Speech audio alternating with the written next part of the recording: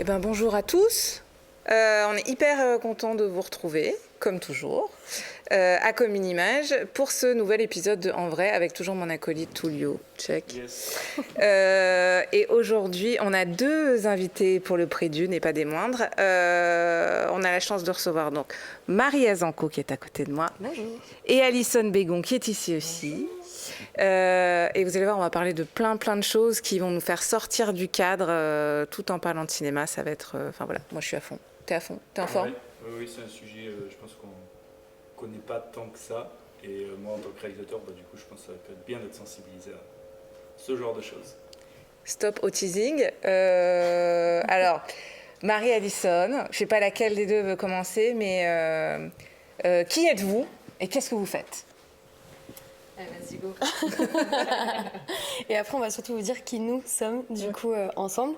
Donc, je suis Marie, je viens du cinéma à proprement parler en termes de production.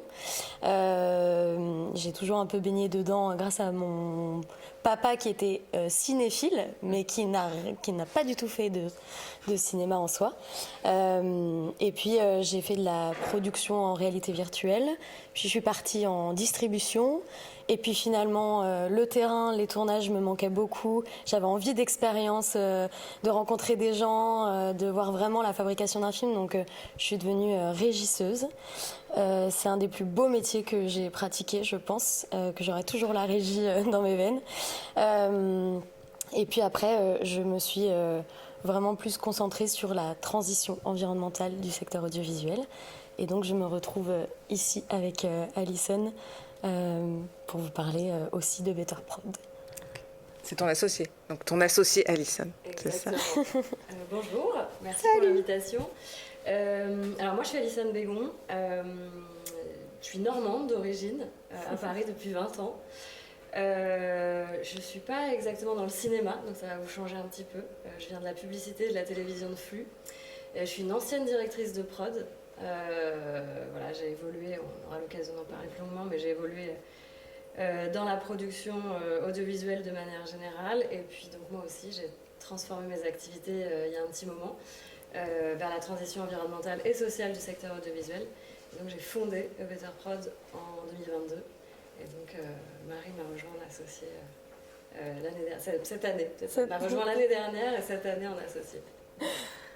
Super. Alors en fait, on va parler engagement, on va y revenir parce que je pense que c'est vraiment au cœur de ce que vous faites. Mais moi j'entends déjà là, et parce que c'est un peu nos enjeux à nous, que en fait, vous avez été inspiré par vos parcours pour tout transformer et en venir à l'activité que vous faites aujourd'hui.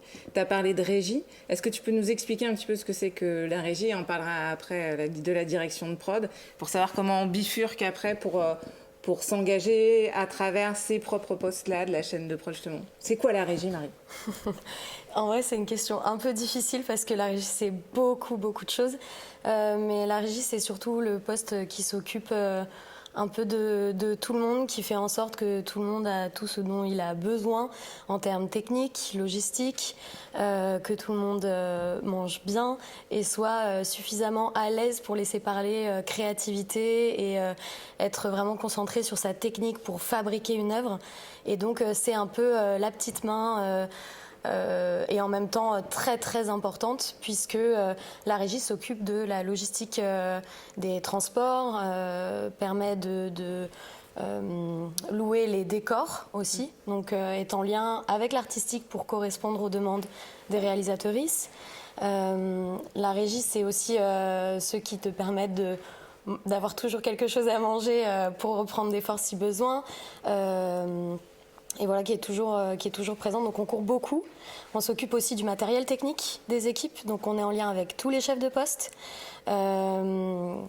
Et globalement, c'est s'occuper des autres pour laisser vraiment la créativité prendre le pas sur l'organisation du tournage et faire en sorte que tout le monde soit confortable pour travailler. Moi qui connais un petit peu Marie, du coup j'ai envie de dire que ça m'étonne pas trop que ça lui plaise, qu'elle aime bien s'occuper des autres. Vous ne le savez pas, mais moi je vends la mèche.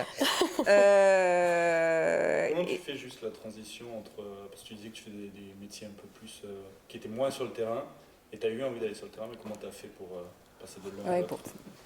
Mais en fait, j'ai eu beaucoup de chance de rencontrer des personnes qui m'ont fait confiance et qui m'ont dit « Ah, t'as envie de faire de la régie ? Pas de problème. Demain, 4 heures, parvis de Notre-Dame. On commence, tu commences demain. » Ok, donc je ne connaissais rien. Et donc j'ai débarqué ce jour-là et on m'a dit ok, t'installes donc 6 glaces Mac là et puis ensuite tu iras chercher la roulante pour la mettre au niveau de la table régie à côté du set. Oui, bien sûr, je sais parfaitement. Oui. Je le fais tout de suite. Donc là, c'est sens de l'observation à fond, c'est adaptabilité et puis un peu de demande de conseils aussi forcément. Comme la première fois qu'on te demande de conduire un 22 mètres cubes. Tu sais conduire un camion ? Bah oui, bien sûr, pas de problème. Et puis t'arrives sur le camion, tu touches même pas la pédale, tu sais pas comment descendre ton fauteuil. Mais bon, tu le fais parce que t'as envie de le faire et t'as envie que ça marche, donc tu t'adaptes. Mais pour répondre plus spécifiquement à ta question, j'étais donc du coup dans des bureaux. J'entendais parler de ce qui se passait sur les tournages aussi. Ça me donnait vraiment envie d'en savoir plus. Et puis j'ai eu la chance de travailler dans ce lieu magnifique qu'est Commune Image il y a quelques années. Et donc on a pu rencontrer un peu beaucoup de monde de la création audiovisuelle qui va vraiment de l'écriture jusqu'à la post-production. Donc on a tout pour faire un film, même les projeter. Donc c'est quand même assez génial. Et puis j'avais plus envie d'être dans les bureaux. Donc voilà, j'ai parlé aux techniciens que j'avais eu en lien, techniciennes, et puis je leur ai demandé si... Il n'y a pas de formation pour la régie, c'est un truc qu'on apprend vraiment sur le tas. Hein. Il y a 0 formation en régie. Alors, il n'y a pas de formation régie, mais c'est très étonnant, c'est que les premières formations pour la transition environnementale, dont on parlera après, et sociale, étaient dédiées principalement au métier de la régie et de la production. Ok. Donc, comme quoi, maintenant, c'est fait. Mais c'est vrai que la régie, c'est considéré beaucoup comme un métier de passage. Ce que je trouve aussi dommage parce que c'est qui tout double. C'est un métier de passage pour des personnes qui souhaitent faire d'autres métiers à la caméra ou à la production, etc. Soit c'est un métier passion. Et des gens qui vont du coup devenir adjoint, général. Mais je pense que on le sait que quand on a fait notre premier tournage. Pour savoir si vraiment on est de quel côté en fait sur ce métier-là. En gros, devenez régisseur demain, puis après vous saurez. C'est exactement. Un peu la tech, la seule technique. Mais en pratiquant et en t'y confrontant. Quoi. Je conseille vraiment à tout le monde de faire un tournage en régie parce que ça permet vraiment d'apprendre énormément sur le relationnel entre les équipes, la technique. Et puis c'est toujours agréable de savoir que en fait, à longueur de journée, tu rends service aux gens. Donc c'est toujours très agréable de voir... d'avoir un merci quand ça arrive, remercier vos régisseurs et régisseuses. Voilà, ouais. Très beau métier. Je pense que même en tant que réalisateur, c'est bien d'y passer aussi, pour te rendre compte qu'il y a plein de gens qui sont là au service de ton film, et ça te remet aussi dans ton ego un peu, parce qu'on en croise parfois des réalisateurs qui peuvent avoir un peu le melon et qui en fait ne sont jamais confrontés à ces métiers-là et pensent que le film réside que sur leur travail à eux, alors qu'en fait c'est grâce à toutes les personnes qui à la régie ou quoi que le film se fait. Quoi. Complètement. Et là où tu as tout à fait raison, et je vais rebondir là-dessus, c'est qu'il y a une grosse différence entre les réalisatrices qui sont passées par la technique et des réalisatrices qui ont fait des films qui se sont concentrés uniquement sur la création. Parce qu'en fait, pour créer un film, je pense qu'il faut comprendre comment on le fabrique. Et du coup, c'est effectivement très important de passer par d'autres métiers. Ça va nourrir la créativité d'un réalisateur ou d'une réalisatrice, je pense. Ouais. Et on va passer à la direction de production aussi. Qui est une super transition d'ailleurs, parce que la régie et la direction de prod, c'est quand même les 2 postes qui sont censés être meilleurs potes sur un tournage. S'ils ne s'entendent pas entre eux, ça va pas forcément bien se passer. Bon, du coup, ça s'est plutôt bien passé entre vous, donc c'est rassurant. Exactement. Alors la direction de production, c'est un peu un chef d'orchestre logistique et budget sur un tournage. C'est-à-dire qu'on est là très très en amont, à l'origine du projet. Moi, j'ai adoré ce métier que j'ai fait assez longtemps, mais parce que j'avais toujours l'impression d'aller traduire la créativité justement d'un réalisateur ou d'un chef-op et d'essayer de le traduire au mieux, mais que ça se tienne aussi dans un budget. Parce qu'un film ou une publicité ou une émission de télévision, ça se fait dans une certaine contrainte. Malheureusement, hein, on n'a pas un budget illimité. Et pour réussir à ça, il faut des gens à la prod qui arrivent à justement rendre réalisables ces projets très créatifs. Et c'était là, moi, mon aspect créatif à moi, c'est de rentrer dans la tête d'un réal pour lui dire, alors attends, ok, tu veux ça en lumière, tu veux 3 hélicos pour ton plan, etc. Alors on va pas faire ça du tout, parce qu'on n'a pas du tout les budgets, c'est pas écologique. En revanche, ce que je te propose, et ça va rentrer dans notre budget. Donc finalement, il y a aussi un aspect très transformation, création. Après, plus concrètement, un directeur de prod, ou une directrice de prod, elle va mettre en place toute la logistique nécessaire en amont. Donc, pourquoi pas choisir les équipes, choisir les prestataires, nouer justement des relations de confiance avec des prestataires au fur et à mesure des années pour faire rentrer toute cette créativité dans un budget donné. On fait les devis aussi en amont, et ça c'est assez passionnant parce qu'on a quelque chose de très abstrait et on doit le rendre très concret avec des lignes budgétaires. Donc c'est un jeu assez difficile au départ. En fait, c'est rendre un rêve réel, quoi. C'est un peu ça, ouais.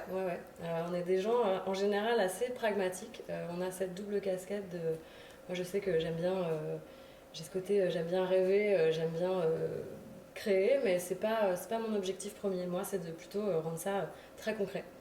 Et donc, voilà, on va créer des lignes de budget, faire en sorte que ça devienne possible. Donc, créer les conditions pour que, pareil, d'une autre manière, mais créer les conditions pour que la créativité puisse s'exprimer et devenir réelle. Exactement.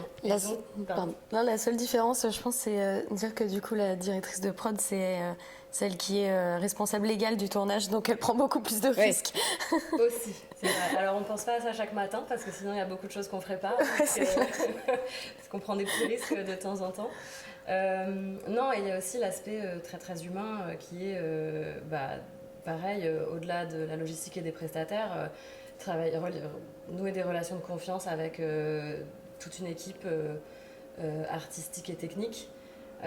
Et au fur et à mesure des tournages, on sait quelle personne va être la meilleure, la plus affiliée pour réaliser telle et telle séquence, scène, etc. Donc ça c'est hyper intéressant de voir qu'il y a des gens qui nous suivent pendant 5, 10, 15 ans parce qu'on sait qu'on travaille bien ensemble, que ça va vite, que c'est fluide, qu'on se fait confiance et que eux vont ramener aussi leurs équipes qui vont former et donc voilà, ça va bien fonctionner. Et en effet, le binôme prod-régie, il fonctionne assez bien parce que la prod est là très très en amont puisqu'on fait les devis, etc. Donc on imagine un projet très très longtemps avant et la régie est un peu les mains sur le tournage et qui vont rendre encore plus concret au quotidien sur le tournage aussi ce qu'on a pensé et la logistique, etc. Donc on est très en lien, c'est un bon binôme.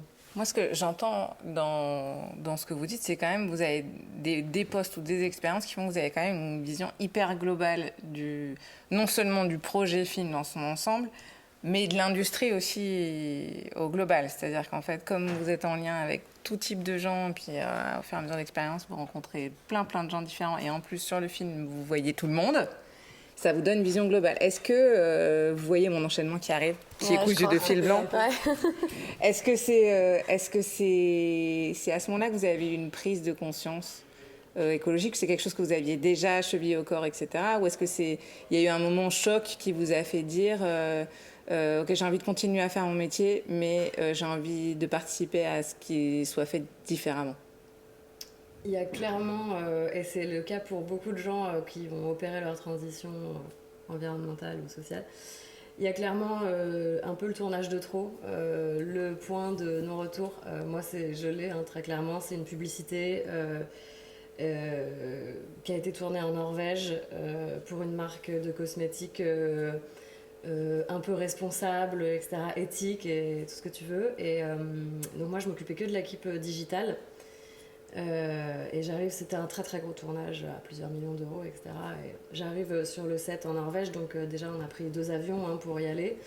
Il y a 60 personnes venues en avion du monde entier. entier parce qu'il y a des égéries, voilà. Et on arrive dans un endroit sublime, au milieu de nulle part, et en fait il y a 3 groupes électrogènes qui tournent en continu pendant 4 jours, une cantine gigantesque qui nous alimente et nous suralimente toute la journée, etc. Parce que c'est les usages, en tout cas à l'époque.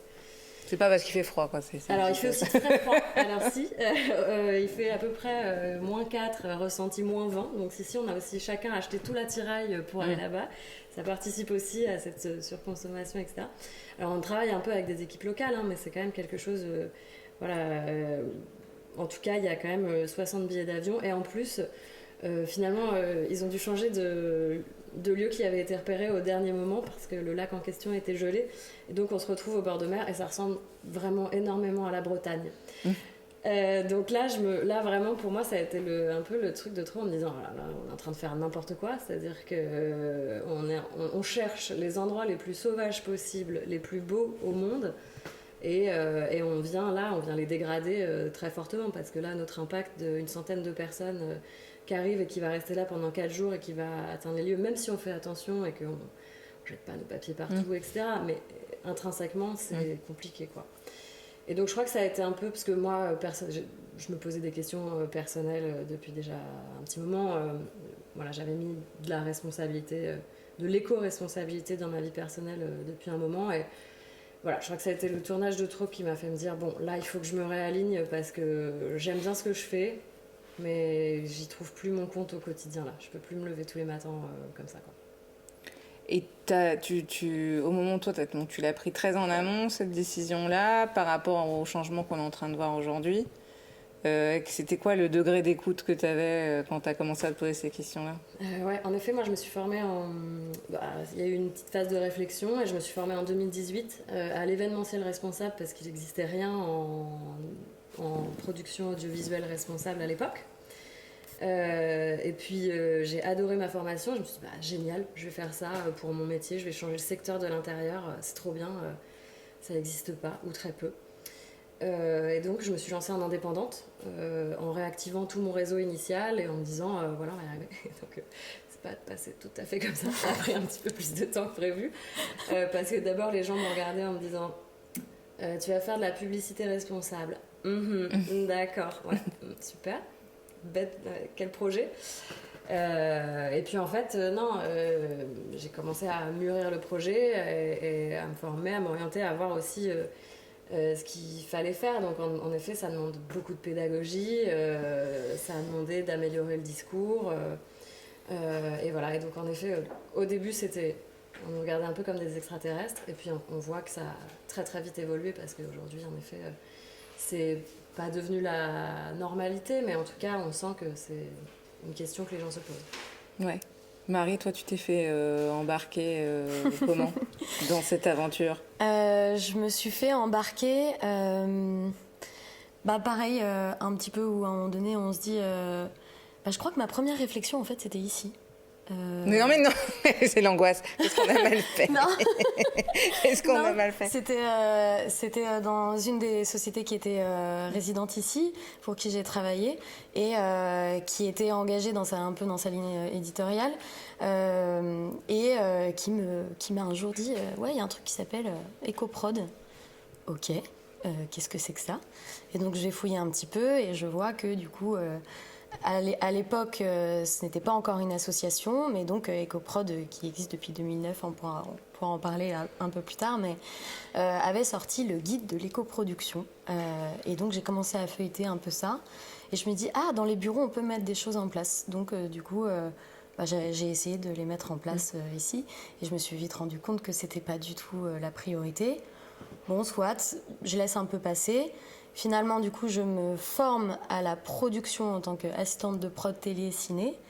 Et puis, je me dis, en fait, après ça, il faut que je fasse un stage. Et je vais faire en sorte que ce stage m'amène dans le milieu responsable pour savoir un petit peu comment ça évolue. Et donc, du coup, je suis arrivée chez, à l'époque, Sequoia Écotournage, qui avait quelques mois, 1 an. J'ai fait un stage chez eux pendant quelques mois. Et puis après, je suis partie. Mais c'est là où on s'est rencontrés. Je pense que c'est ce qui s'appelle un coup de foudre professionnel, que je l'aime l'appeler comme ça. Parce que ça, ouais, ça a tout de suite beaucoup marché. J'allais le faire, mais j'avais le micro. Du coup, c'était galère. J'ai beaucoup insisté pour être en stage chez eux. Je pense que je leur ai pas trop laissé le choix non plus. Et donc, c'est là où on s'est rencontrés. Et puis, après, il y a eu le Covid. Donc, en fait, la mise en place de choses n'était plus vraiment la priorité. En tout cas, pas éco-responsable. C'était plutôt être référente Covid, etc. Donc ensuite, je suis partie, c'est là que j'ai commencé la régie. Et c'est là où je me suis dit, ok, donc définitivement, quand on est sur le terrain, la réalité, elle est vraiment là. Il y a vraiment du gâchis partout. On fait n'importe quoi. Et il y a à peine le tri. C'était mes premiers pas en régie, c'était il n'y a pas si longtemps, c'était il y a 4 ans. Et en fait, j'ai tout de suite vu ce qui se passait. Et puis j'ai essayé de mettre des choses en place. Mais en fait, c'était pas vraiment la priorité, effectivement. Donc, Mais post-Covid, ça a changé, ça, parce que je pense qu'il y a quand même eu un élan de... Oui, en fait, il y a une répercussion globale à nos bêtises, quoi, en fait. Il y a eu une prise de conscience réelle, on l'a vu, parce qu'en effet, tu te rends compte que même une bactérie peut remettre à peu près tout en question. Donc là, il y a aussi plein de gens qui ont pris le temps, qui ne prenaient pas avant, de réfléchir à ce qu'ils font, à leurs activités, et de se dire... Ok, maintenant que j'ai pris ce pas de recul, qu'est-ce que j'en fais ? Ouais. Et c'est quoi, parce qu'il faut qu'on soit très concret, c'est quoi un éco-manager ? C'est quoi le rôle d'un éco-manager ? Est-ce que du coup c'est entre le régisseur, le dire de prod, c'est quoi un éco-manager ? Alors déjà, ça a plusieurs noms. D'accord. C'est pas encore dans la convention collective, on l'espère, mais on les appelle, éco-manager, éco-référent, chargé d'éco-production, impact manager aussi chez nous. Impact manager parce que on s'occupe pas que de l'impact environnemental, on gère aussi l'impact social. Okay. Donc on pourra te dire ça, mais c'est hyper important d'avoir cette donnée vraiment globale parce que l'un va passer en l'autre sur un tournage. Et c'est quelqu'un qui va s'occuper d'une stratégie globale pour mettre en place une stratégie de baisse d'impact et qui va passer par plusieurs étapes selon son timing d'arrivée dans le projet. Il ne va pas commencer par la même chose s'il arrive au développement du projet que s'il arrive une semaine avant le tournage. Okay. Donc on va prioriser. Mais c'est quelqu'un qui va mesurer l'impact du tournage grâce aux bilans carbone qui sont aujourd'hui obligatoires pour les demandes de subvention au CNC. Il faut faire un bilan carbone estimatif et un bilan carbone définitif à la fin de la production. C'est quelqu'un qui va mettre en place une stratégie auprès de tous les chefs de poste en fonction de leurs problématiques et de leurs enjeux surtout financiers, logistiques, humains, pour essayer de faire des compromis, proposer des solutions, aller à la rencontre de personnes qui proposent des solutions responsables et essayer de les mettre en lien, faire matcher des solutions éco-socio-environnementales avec les problématiques du tournage. Et puis ensuite, il va accompagner les équipes tout le long du tournage. Et dans toute cette partie-là, il va surtout former et sensibiliser les équipes. Parce qu'en fait, c'est l'un des cœurs de notre métier. C'est 60-70% de pédagogie, notre métier. C'est la façon dont on va parler de cette transition environnementale et sociale. Et donc, cette personne va un peu coordonner tout ça. Il y a beaucoup de choses à faire. C'est un métier pluridisciplinaire. Qui demande beaucoup de savoir-faire, une méthodologie, mais surtout beaucoup de savoir-être, je pense, beaucoup d'humanité. Donc voilà, je ne sais pas si Alison, tu veux ajouter quelque chose parce que Non, tu l'as très bien décrit. L'idée, c'est d'arriver le plus tôt possible dans le process pour justement avoir une vision globale du projet, avoir un maximum de possibilités de baisse d'impact. Stratégie de baisse d'impact, stratégie bas carbone, ça peut paraître un peu pompeux comme ça. Ouais. En fait, très concrètement, on vient au contact des chefs de poste, on discute avec eux, on essaie de trouver des solutions un peu plus vertueuses, donc qui vont consommer moins d'énergie, qui vont permettre de restreindre les kilomètres parcourus. Enfin voilà, on trouve on se rend disponible pour chaque chef de poste, on échange avec eux et on essaye de trouver des alternatives aux habitudes. Parce qu'on se rend compte que l'écologie, c'est beaucoup de bon sens. Hein. On réinvente pas la roue. C'est juste que quand on a l'habitude de travailler d'une certaine manière depuis 5, 10, 15, 20 ans, parce que c'est comme ça qu'on a appris à le faire et qu'on le fait, on ne se repose pas les questions et parce qu'on ne nous laisse pas forcément le temps de le faire. Donc nous, on est là pour ça, pour prendre ce pas de recul et se dire, ok, tu as prévu de le faire de cette manière, normal. Est-ce qu'il n'y a pas, si on prend juste le petit pas de recul, est-ce qu'il n'y a pas une autre manière d'essayer de le faire? Donc ça va vraiment être pour tous les corps de métier. Si on prend les énergies, eh bien, est-ce qu'on peut essayer de réduire les groupes électrogènes? Est-ce qu'on peut essayer de s'en passer? Est-ce qu'on peut essayer de les réduire? Est-ce qu'on peut avoir, s'il y a vraiment besoin, un groupe électrogène alternatif, etc., etc. Et à chaque fois, donc, on essaye de faire le max. Et puis, comme l'a dit Marie, on fait des compromis. Donc l'idée, c'est pas de changer tout ce qui se passe et tout ce qui est prévu, c'est de trouver le meilleur compromis possible qui va être le plus adapté au tournage sur lequel on travaille. Et à la sensibilité des équipes. On va évaluer un peu la sensibilité de chaque équipe pour proposer des solutions qui vont avec leur rythme aussi de travail et de transition. Il n'y a pas de formation aujourd'hui pour devenir éco-manager, vraiment officielle Alors si, alors c'est pas pour devenir éco-manager, mais en tout cas c'est pour mettre en place l'éco-socio-responsabilité dans sa pratique au quotidien, pour la régie, et dans sa pratique professionnelle, pour la régie et la production. Il y a des formations certifiantes par le CPNF de l'audiovisuel. Donc si aujourd'hui, il y a vraiment, vous pouvez vous former, et c'est des formations sur entre 7 et 13 jours en fonction de l'organisme qui le donne. Donc, et vous pouvez du coup apprendre à justement mettre en place cette stratégie, les bons leviers, les bons partenaires, prestataires et la bonne méthodologie de réflexion. Est-ce que ça peut être une habilitation un peu comme, enfin je dis peut-être une énorme bêtise, mais c'est justement... On t'arrêtera si c'est le cas. Arrêtez-moi. Est-ce que c'est un peu comme un sauveteur secouriste du travail? Ça peut être une habilitation qu'on donnerait à quelqu'un d'autre, ou c'est un poste à proprement parler qui va être voué à se développer sur les années à venir? Est-ce qu'on peut faire ça et autre chose sur un tournage ou pas? Alors, il y a plein de possibilités. En fait, aujourd'hui, on est aussi tributaire des budgets. Donc, il y a ce poste d'impact manager qui est hyper important à nos yeux parce qu'aujourd'hui, il est nécessaire parce que c'est nouveau. Et donc, il y a besoin de quelqu'un qui va coordonner la démarche et donc qui est en parallèle de la production, qui est quand même très en lien avec la prod, mais qui est en parallèle de la production et qui va être en lien avec tous les corps de métier, et qui coordonne tout ça. Aujourd'hui, c'est nécessaire. Il n'est pas exclu que dans quelques années, justement, tout le monde soit affilié au sujet et arrive à mettre cette pratique dans son quotidien. Et donc, on n'est plus des tournages responsables et des tournages pas responsables.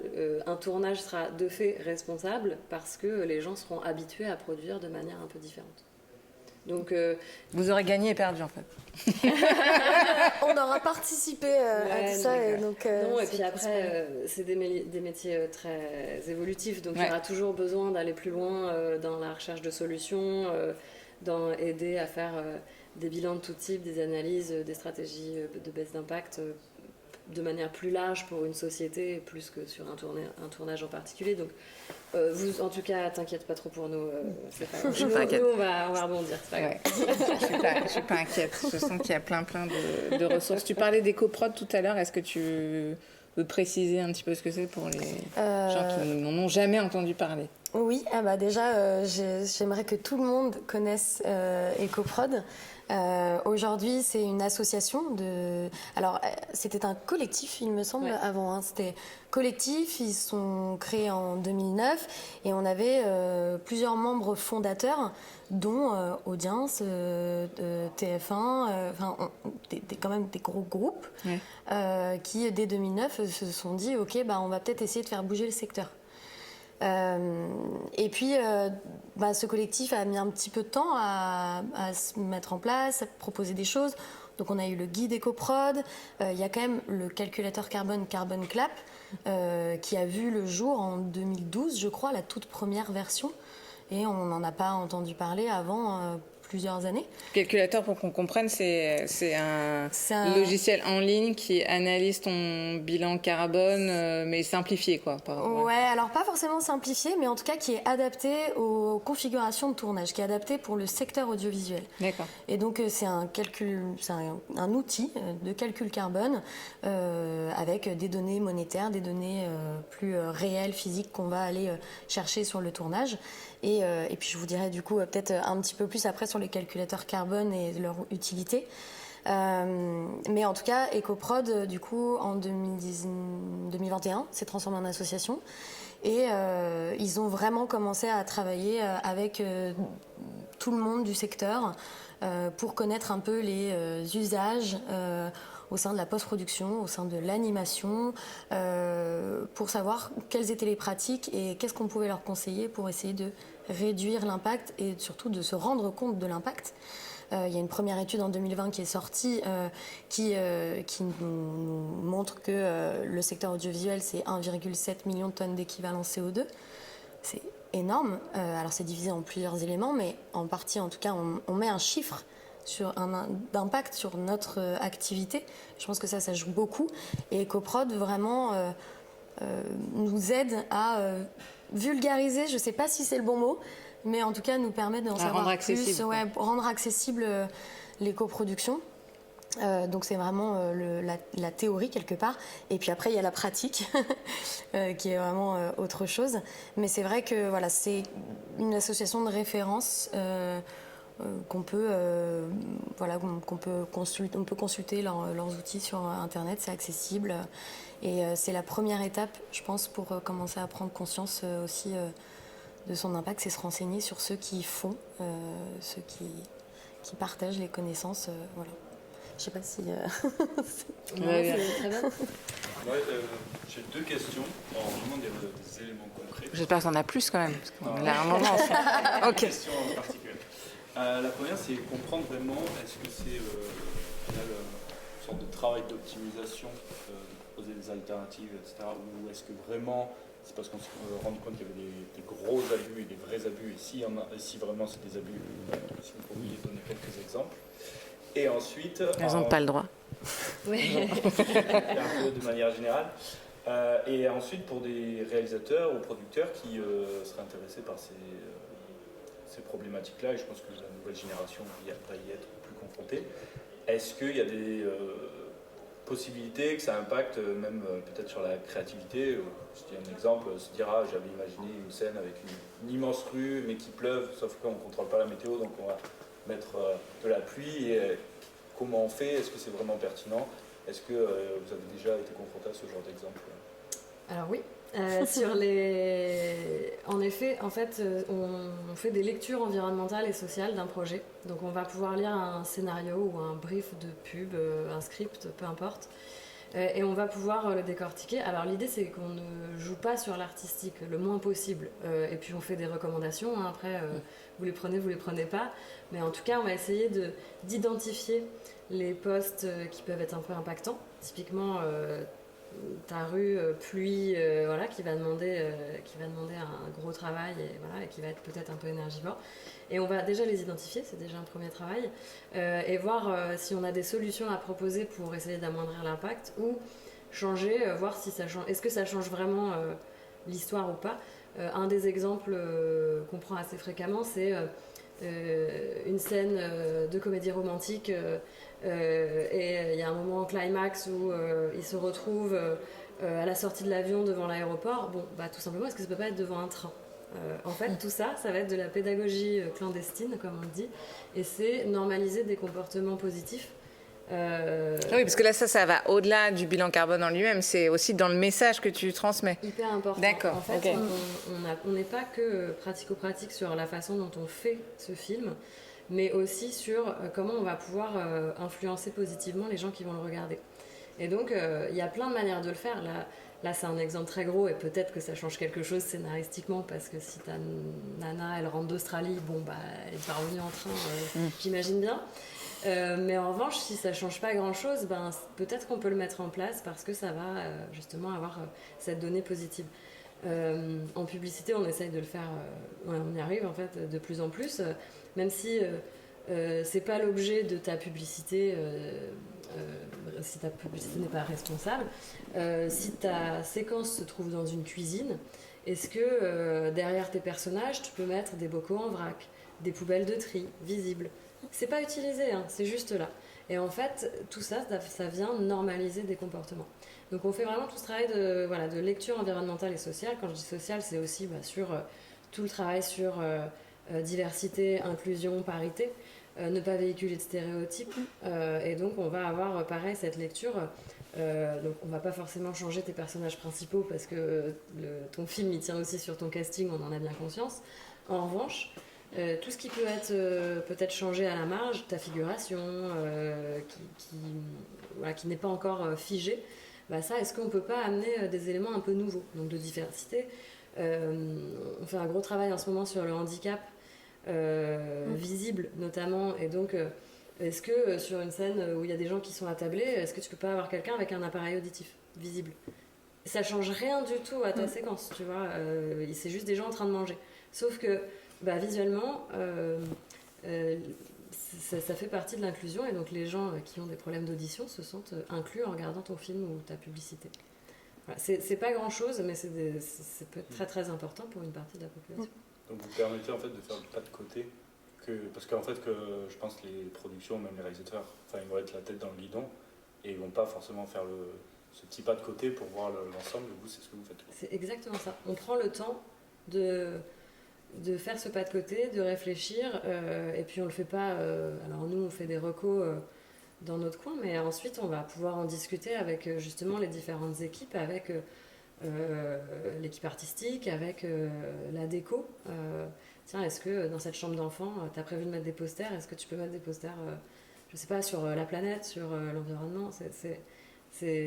Ça n'a pas forcément d'impact sur l'artistique, mais en revanche, ça va avoir un impact. Vous êtes bien accueillis sur ces questions-là d'influence, entre guillemets, de représentation sur ces travaux-là? Est-ce que tu sens qu'il y a une... Parce que j'ai l'impression qu'en tout cas, en France, il y a encore pas une imperméabilité, mais une forme de... Comment dire, de stress à l'idée de voir des gens intervenir sur une partie du script. Alors peut-être moins en publicité que... aussi en fiction. C'est un gros sujet dans les deux. En effet, en publicité, ils ont un peu plus, c'est plus court, ça va plus vite, mais ils ont plus l'habitude de se poser ces questions-là, parce que justement, il faut faire comprendre un message très vite à un maximum de personnes, donc il faut être efficace. Mais donc, et puis il y a aussi des organes de vérification comme la RPP, qui va vérifier si tu véhicules pas de stéréotypes et tout. Donc ils ont l'habitude de faire un peu attention. Donc nous, on vient remettre une petite deuxième lecture qui fait pas de mal. En fiction, c'est un sujet qui revient beaucoup, parce qu'en effet, de toute façon, l'artistique est un peu protégé sur un projet, et à raison, puisque le film tient sur ça. Mais en fait, en allant, nous, à différentes conférences, différents événements, on se rend compte que l'artistique, c'est des citoyens comme tout le monde. Un réalisateur, il vit sur notre planète comme tout le monde, et potentiellement, il a des enfants, il s'inquiète pour eux, pour leur avenir. Et donc, ils sont plutôt heureux de pouvoir participer d'une manière ou d'une autre à toute cette démarche environnementale et sociale qui se met en place sur un film. Après, la différence, la différence, je pense, et là, je te rejoins parce qu'on en a parlé il n'y a pas très longtemps aussi, c'est sur l'influence financière aussi que ça peut avoir sur le projet. Et que j'imagine que quand vous faites des précos, en tout cas sur la partie pratico-pratique, vous mettez en parallèle aussi éventuellement les économies qui peuvent être réalisées dans la démarche écologique, et puis on a parlé tout à l'heure des bonus du CNC, etc. Donc, dans quelle mesure la dimension financière, parce que moi j'ai le sentiment aujourd'hui, en tout cas, que par exemple par rapport au Cannes de cette année, le Cannes de cette année par rapport au précédent, avec tous les enjeux de MeToo qu'on a, qui sont beaucoup plus visibles aujourd'hui, que par exemple dans le Cannes 2024, on a vraiment pris conscience qu'il y avait des répercussions financières aux agressions, avec des films qui sortent pas, on en a parlé récemment, avec des films qui sortent pas, avec des promos qui sont pas assurés, avec des films qui ne sortiront jamais. Est-ce que dans la dimension écologique, il y a aussi ça qui a eu une influence importante, c'est-à-dire que en fait, il y a vraiment eu une bascule budgétaire sur l'intégration de vos problématiques? Enfin, qui sont nos problématiques, hein, mais je veux dire des problématiques que vous traitez. Il y a tellement de choses à dire. Ouais, On va recommencer. On peut partir dans tous les sens. Mais on est là pour ça, on a le temps, on est bien, On a le temps. on est bien. Non, je pense qu'il y a plein de choses qu'on peut dire là-dessus, par où commencer. Pour revenir à Cannes, il y a eu effectivement une prise de conscience liée à MeToo et aux agressions. Il y a des choses qui sont mises en place. Il y a eu des avenants qui ont été faits pour la sensibilité auprès des équipes qui vont être obligatoires. Dans l'éco-production, on n'est pas à ce niveau-là encore, mais pourtant, on était sur la 3e année consécutive où il y a le prix EcoProd remis à un film pour sa démarche environnementale et qui faisait partie du coup des sélections. Donc, c'est qui a gagné là? Il y a eu 2 films ex aequo. On a eu Maria, c'est ça qui est en salle depuis hier, depuis mercredi. Et le second, c'est Nikki de Céline Salette. Et les 2 ont été salués par EcoProd pour leur démarche environnementale sur dossier, etc., avec un jury. C'est hyper important de valoriser cette démarche-là. Et quant aux impacts économiques, puisque ça c'est surtout un impact lié à la communication, promotion, etc. Mais pour autant, quand on vient faire la promo de Maria sur un plateau télé comme quotidien, on n'a pas du tout parlé d'éco-production par exemple. Donc en fait ça doit encore avoir une meilleure visibilité aussi dans la promotion du film. Et en attendant, on a aussi la possibilité d'avoir le label EcoProd, qui est un label qui certifie une démarche environnementale et qui est certifié par un organisme tiers qui n'est autre que l'AFNOR et qui permet de dire vous avez eu une démarche environnementale importante et vous pouvez le valoriser, donc on peut le mettre sur l'affiche, etc. Mais tout ça, effectivement, ça a un coût aussi.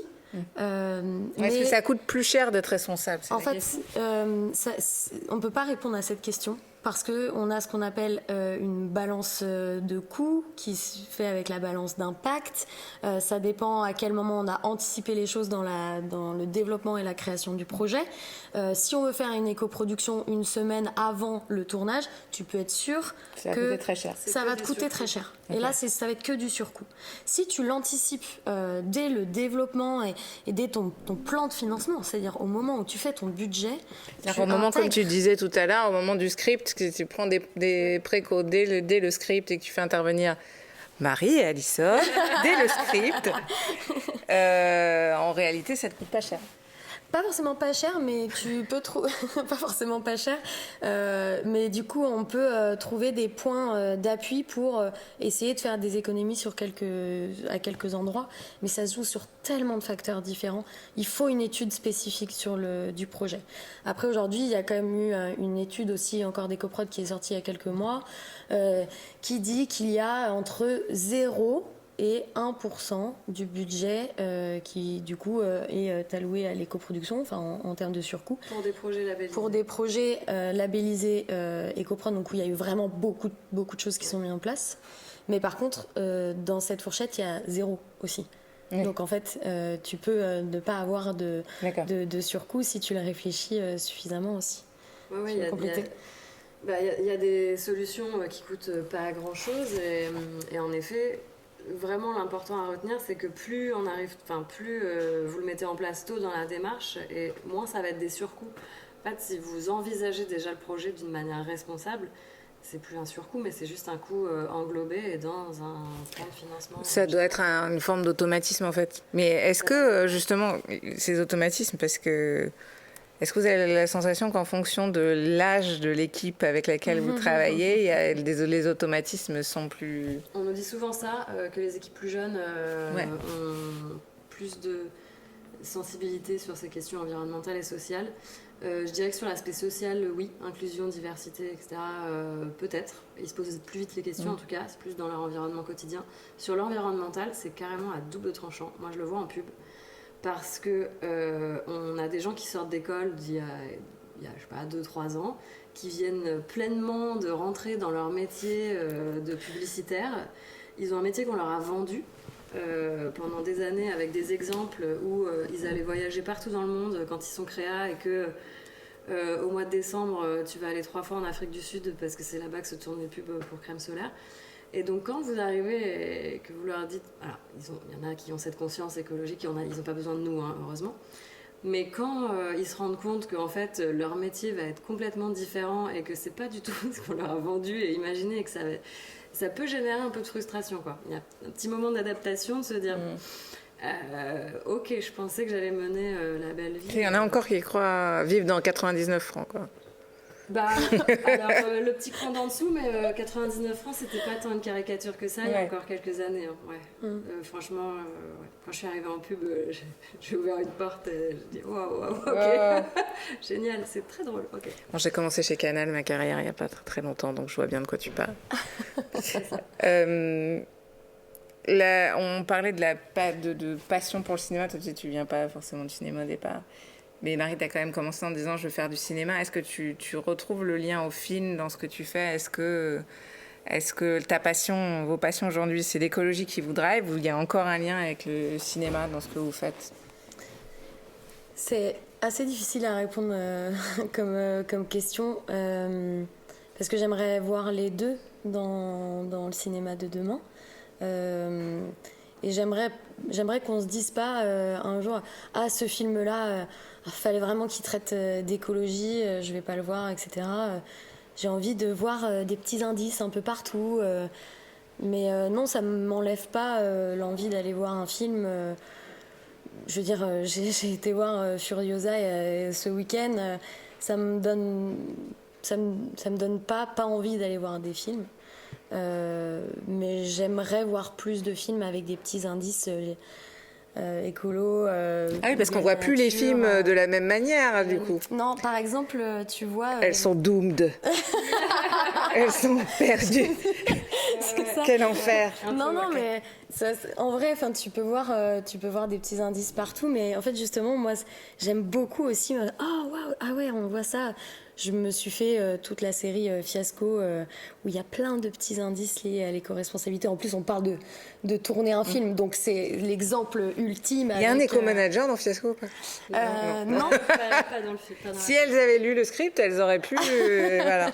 Non, mais parce qu'il n'y aurait pas eu besoin d'éco-référents ou d'éco-managers, parce qu'ils l'auraient fait naturellement, et d'ailleurs, ils l'ont fait naturellement. Ce qu'on voit dans le film, c'est que tout le monde se déplace en bus, qu'il y a une table régie en vrac, que ce soit les comédiens, comédiennes, réal, prod, ils ont leur gourde avec eux tout le temps.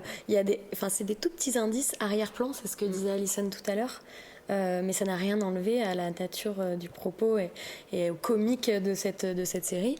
Et puis, je pense que l'éco-production ne bride pas la créativité, pour citer quelqu'un que je connais très bien, on ne doit pas ne pas faire de films pour des causes écologiques. On doit juste apprendre à produire mieux, pas forcément moins. Ça ne doit pas enlever la passion du cinéma aux gens, non. Et moi, en tout cas, ça ne me l'a pas enlevé du tout. Tu vas revoir ta façon de faire les films, tous les... Ouais. Mais moi, ce que je me posais comme question, c'est les entreprises. Au début, c'était un peu ça, c'était sur la bonne volonté et sur le fait de faire les gestes et de se sensibiliser, tout ça.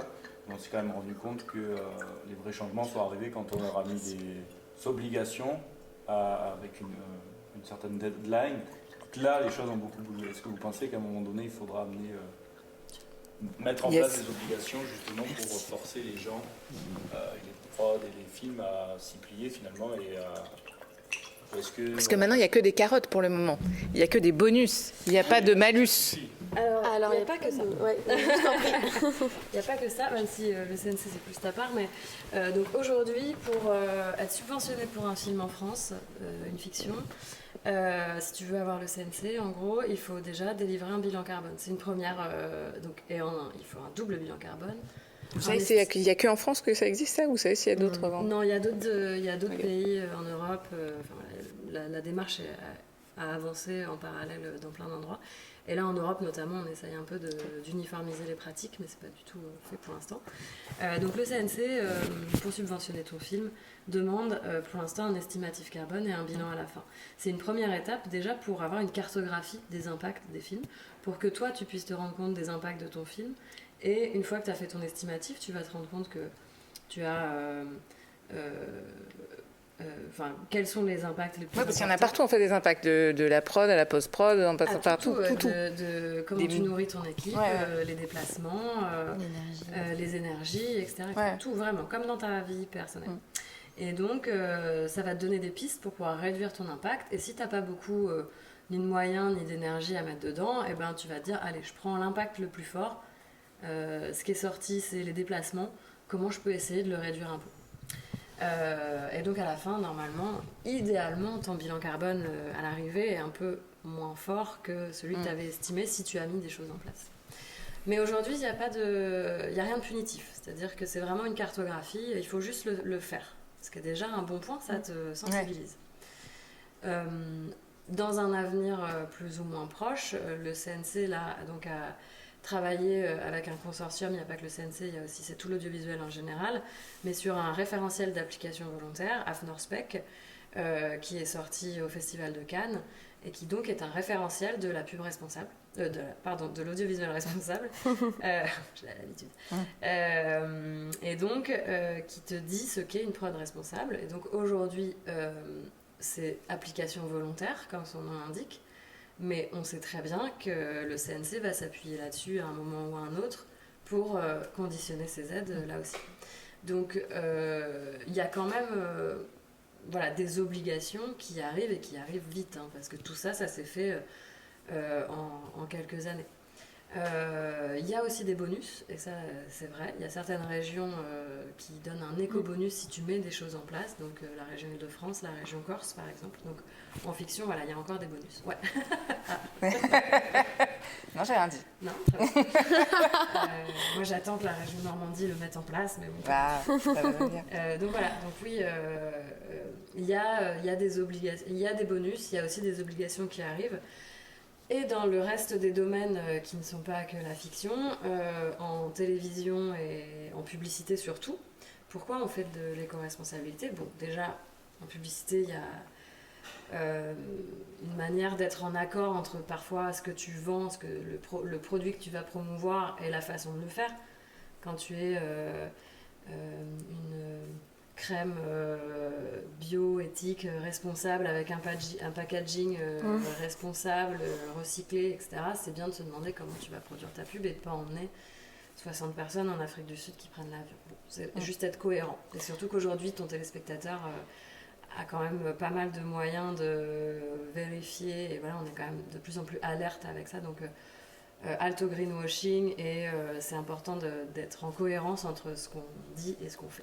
Accorder le fond et la forme. Accorder le fond et la forme. Et puis, non, il y a d'autres obligations, là, pour le coup, très pratico-pratiques. C'est qu'il y a la CSRD, qui est une réglementation pour les grosses entreprises aujourd'hui, et puis qui va se réduire et qui va arriver sur les plus petites entreprises dans les années à venir, qui sont des obligations de mettre en place justement des indicateurs, suivre des indicateurs sur le côté écologie, environnemental et social de ton entreprise. Donc, est-ce que ton entreprise met en place des choses en interne pour le handicap, pour la parité, etc., et aussi pour l'environnement, et comment tu arrives à tracer tout ça? Donc, faire des bilans carbone, ça en fait partie, c'est une première étape, et aussi après tous les indicateurs que tu veux mettre. Et donc, quand tu es... nous, en général, en audiovisuel, on est avec des boîtes de prod qui sont plutôt à taille humaine, réduite pour certaines. Mais quand tu travailles pour un très gros groupe, un L'Oréal, un Nestlé, peu importe, eux, ils ont des bilans à rendre, des bilans extra-financiers. Ils ont déjà ces contraintes-là. Donc, tout le travail que nous, on va faire sur les tournages et en communication, ça vient alimenter toute cette démarche très pratico-pratique. Est-ce qu'il y a des gens avec qui, sans les citer, vous décidez de ne pas travailler? Est-ce qu'il y a des gens ou des projets sur lesquels vous dites en fait là c'est pas faisable, on peut pas le faire? On se pose régulièrement la question. Parce que je pense à la pub, là tu me dis, je pense à la pub, je me dis des bagnoles, tu vois. Oui. Alors, on se pose régulièrement la question, on nous pose régulièrement la question aussi. Aujourd'hui, on a fait le choix de se dire on va pas travailler qu'avec Biocop, sinon on va pas vraiment faire changer les choses. L'idée, c'est plutôt alors on fait pas de greenwashing, attention, quand on met en place une démarche avec un client, peu importe lequel il est, c'est une vraie démarche dans laquelle on apporte des preuves et où on met des choses en place.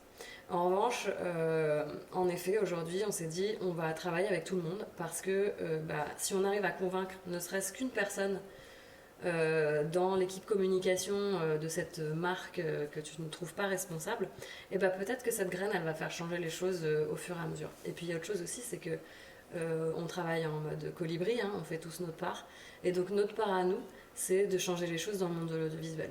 Déjà, si on arrive à faire ça, on est déjà super content. Et la publicité, il va y en avoir encore ces prochaines années.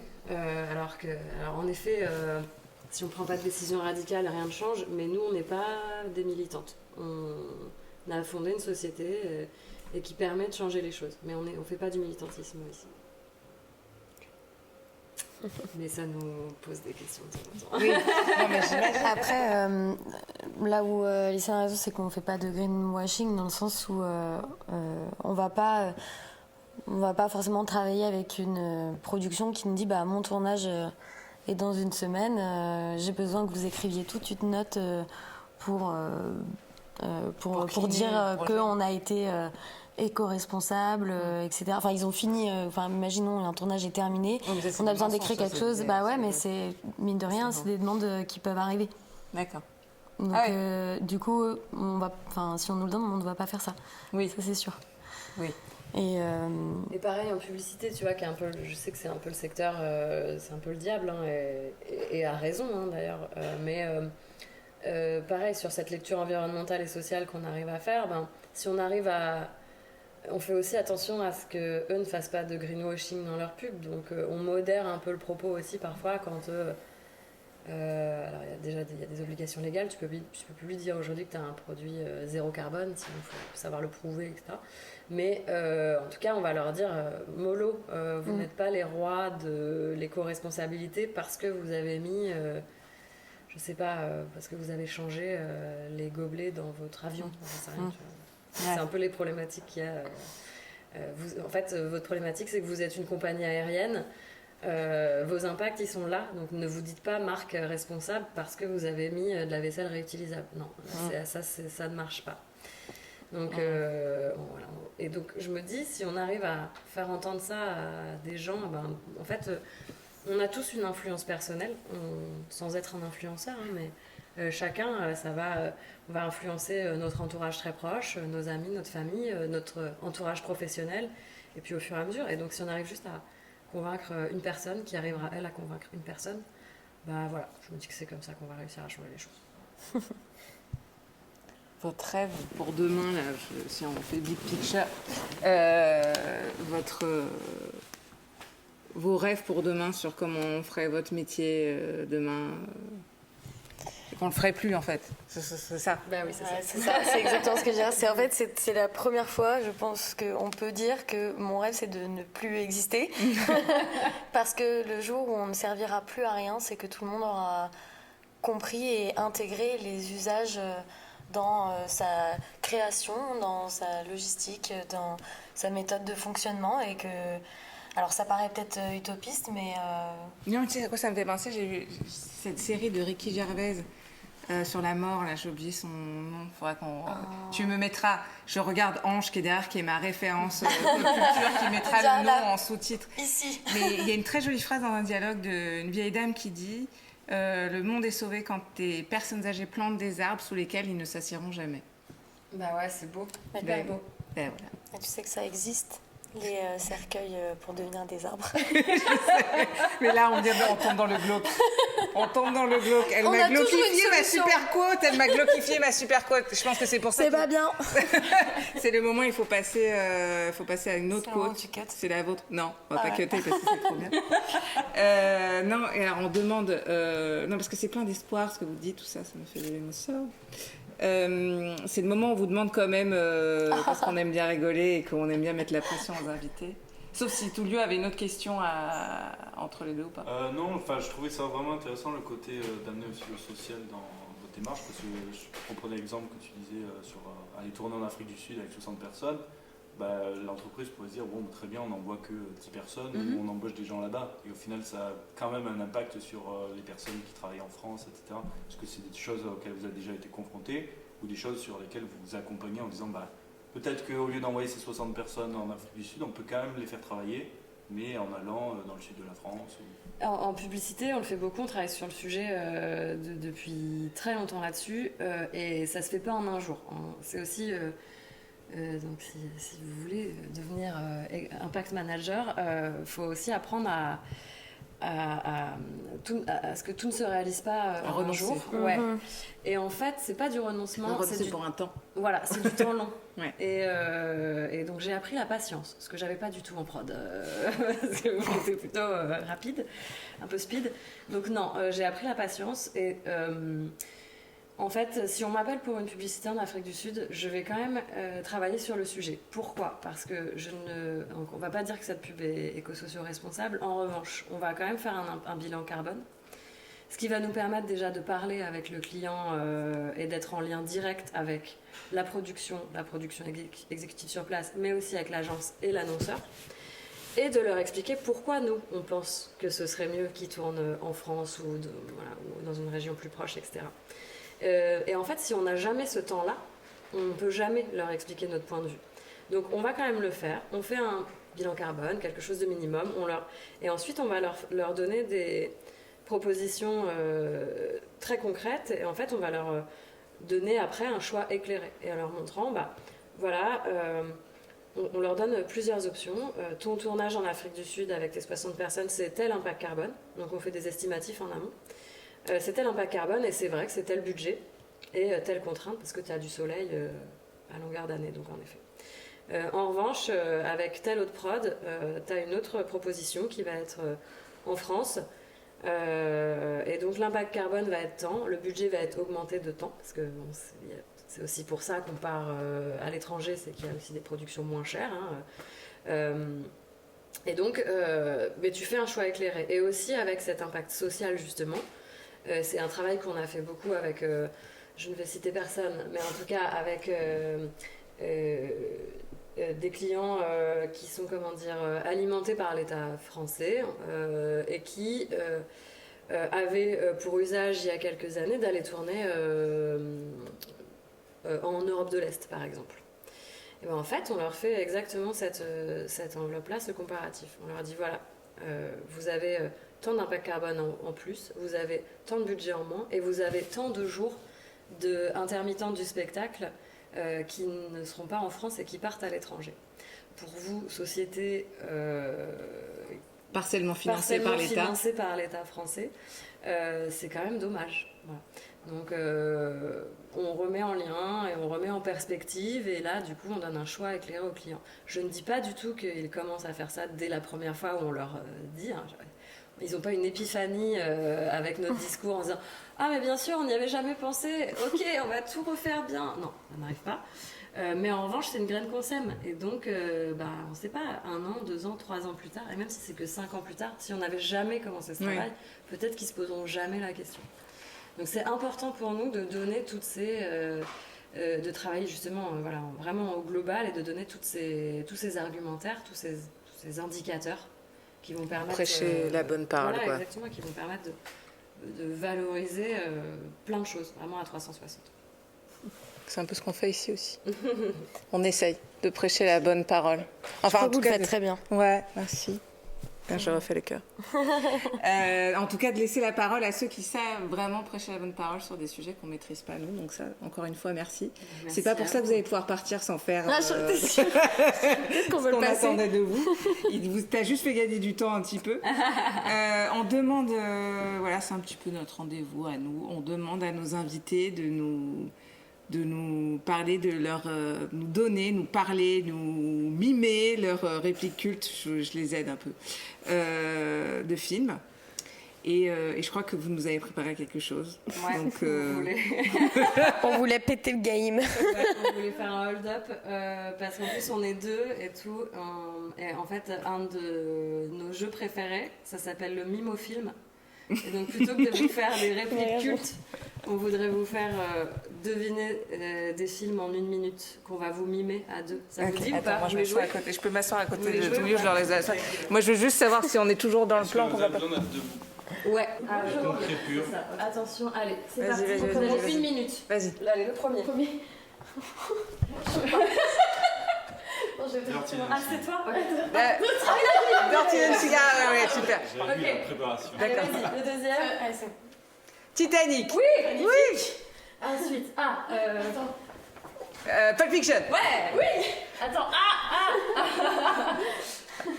oui. Jurassic Park. Ouais. Ils font très bien le T-Rex. Grosse maîtrise du T-Rex. Ah, Shining. Ah, putain. Grosse Le maîtrise. dernier d'abord. Le tout dernier. Le tout dernier d'abord, ouais. Ok. T'es prête? Ouais. Non, avant. Ah oui. Avant. Ah oui. Regardez-moi. Le Roi Lion. Oh la Et vache. le dernier, on a. Le dernier. Ah oui. Ah, c'est. Ah, Psychose. Vous arrêtez 1 minute 10. Ah oui. Bravo, vous êtes trop forts. C'était. Non, alors c'est assez chambé, je pense qu'on va refaire ce jeu. Vous l'aviez déposé parce que c'est mort, hein, faut le savoir quand même. Ah, mais on va le refaire. Alors, On va faire des soirées thématiques. Elles ont officiellement plié le game. Non, on va imposer ça à tous les enfants. Ouais, peut-être on va basculer sur le mimofilm maintenant, tellement on est... ouais, là je suis... Amine O. Bon, on a pris tous les faciles, hein, on a pris que les classiques. Ouais, mais bon, vous nous avez valorisé par la même, on est quand même content. Tu m'as sauvé sur le Roi Lion parce que je l'avais pas dit. Ouais, mais il était hyper réussi le royaume. Ouais, ouais. Merci Ange, merci. Ouais. J'ai envie de vous dire un grand merci Merci à pour vous. aujourd'hui et pour ce que vous faites. Et donc j'espère que tout le monde entendra parler de Better Prod, Better Prod, grâce à Marie et Alison. Toi, t'es content? T'es content? T'es plus Ça responsable? marche bien pour la suite. Ouais. Il va faire des films responsables maintenant, tu vois. Ouais, ouais, carrément. Merci beaucoup, mesdames. Merci à vous pour l'invitation. Merci énormément, ça nous a fait très plaisir et c'était notre première interview à deux, toutes les deux, donc ça signifie beaucoup pour nous aussi. Merci. Salut.